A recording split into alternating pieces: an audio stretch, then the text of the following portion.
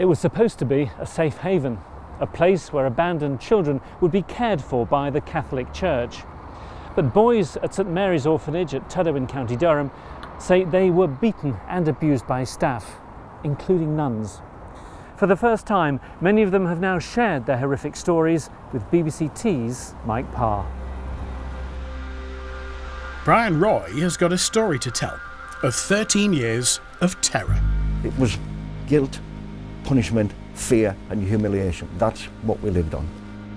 Brian's nightmare began at St Mary's Children's Home in Tudhoe. It was run by the Catholic Church and looked after boys aged up to 16. Brian arrived there when he was 3 in 1949.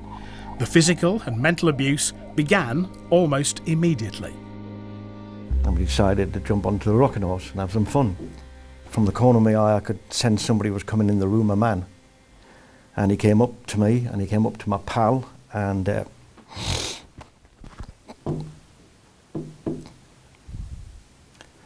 he came up to me and my pal and he took a hold of us by the scruff of the neck, the pair of us, and dragged us off the rocking horse out into the playground and towards this building which we knew was the boiler house.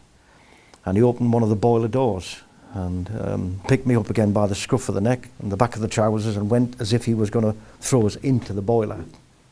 And then shut the door, dragged us back up the steps, back across to the playroom and just dumped us back into the baby's playroom as if nothing had ever happened. Some of the staff were kind to the boys, but Brian says others, including the nuns, seemed to take pleasure in meting out punishment. Waxing the floor with rags was a particular torture. This female worker would use a thing called a bumper to take most of the wax off. And a bumper was a big block of hardwood with a very long handle attached to hardwood. And if you weren't doing that fast enough and efficient enough, she would let go of this bumper, which became a missile. And she would aim it at you and completely flatten you, just knock you down. Was there any sexual abuse? Yes, there was. But it's not something I can talk about. No, not at this moment in time anyway. That's just too much for me.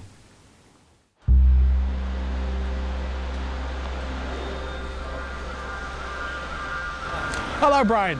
Today, Brian is about to meet another former homeboy. Peter Murphy has travelled from Cambridge. Hello. Good to meet you. And you. How are you? He's already heard an interview I did with Brian on my radio show. Wow. I've gone from being okay to do it to having lots of butterflies.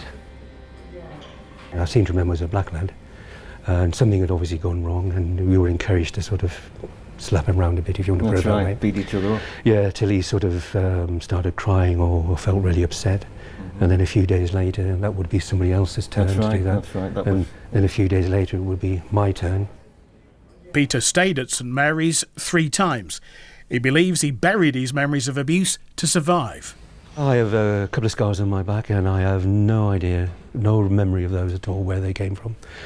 It's, I remember I would have been in my early mid-teens, I suppose. I was at home, with my mum, and she said to me, "Where did you get those scars from?" And I said, "Well, I have no idea." It's only recently he's told me about the awful cruelties, getting shut in a room by himself when he was just a little boy and being left to scream and cry all night. It just makes me cry thinking about it. I find it just so distressing. I suppose I've nobody to talk to.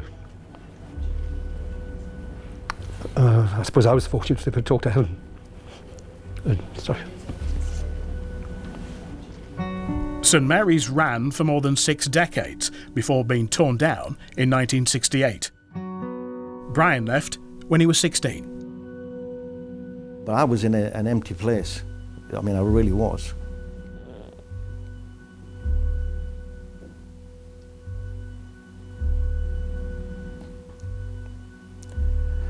And so I just sat there very calmly and decided, well, this world's not meant for me, and I'm certainly not meant for it. And just sat underneath a tree.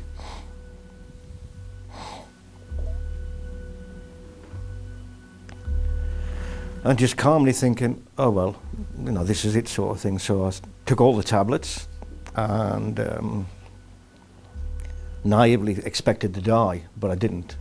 I woke up in hospital I think it was 2 nuns and a priest standing next to my bed.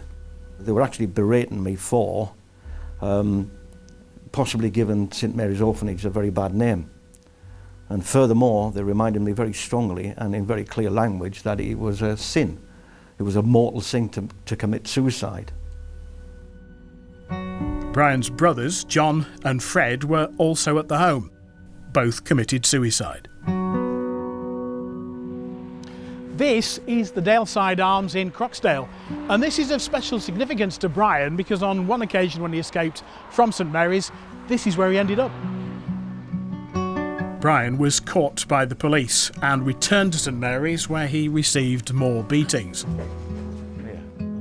Today he's meeting another homeboy, Tony from Newcastle. Hiya. Hello there. How are you? The amount of times they beat me, you know, and I thought, you know, they're going to end up killing me one day. And they come close to it, but they didn't succeed. And I'm glad I'm here with you today, Brian. I know you've been through all this yourself. And it's, look, I've got scars all over where I've attempted suicide. I took overdoses. I just didn't have anything to live for. Tony recalls more cruelties from his stay at St Mary's. I took one mouthful of this gruel and just vomited all over. And she got the ladle and proceeded to scoop the vomit off the floor into this ladle. And she pressed this chair up to the table so I couldn't move, I couldn't slide off either way. And she just got me by the head, pulled it back and poured the vomit back into my mouth, which made me vomit again. One day near the home, a child's skull was discovered. It was quite a small skull. The lower jaw was missing and there was a piece of bone missing off the temple here. And we were all panicking, screaming, making a commotion, and one of the nuns must have heard this, and she wrapped the skull up in a towel or a sheet or something, took the boy away with her, and you know, later on she said, "You're not allowed to talk about it anymore." We contacted Durham Police. They say they have no record of this incident. Abuse victims complain that nobody listens. Brian says the facade of church respectability has robbed him of a voice and added a dead weight of guilt. And now he wants action from the Catholic Church. Ideally, what we would like is from the highest person, i.e. Pope Francis himself, to have some kind of input into making an unreserved apology. And these stories are not going to go away. It's a fact of life.